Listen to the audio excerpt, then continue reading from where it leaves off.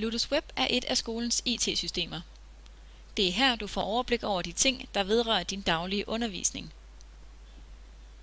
Du kan blandt andet se, hvor og hvornår undervisningen foregår, hvad du har fået for af lektier, eventuelle ændringer og aflysninger af dine timer og meget andet.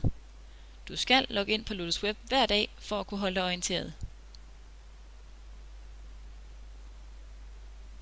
Du finder et link til Ludus Web på forsiden af skolens hjemmeside. Klik her.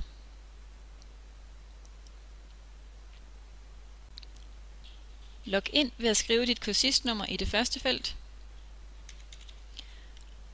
og de 6 første cifre i dit CPR-nummer i det andet.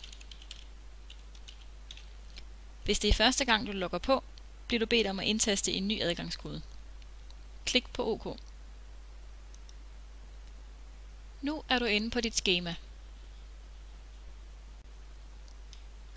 Her kan du se, at kursisten skal møde mandag den 17. august kl. 10:15.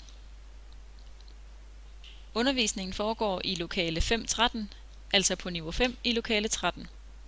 Bemærk, at hovedindgangen er på niveau 2. Dette ikon viser, at læreren har sendt en SMS til holdet.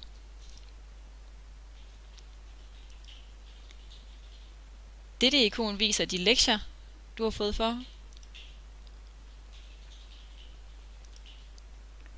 Og dette ikon viser de materialer, din lærer har vedhæftet.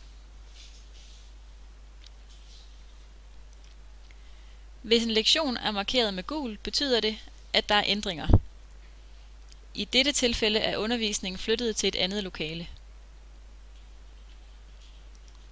Hvis en lektion er markeret med rødt, betyder det, at den er aflyst.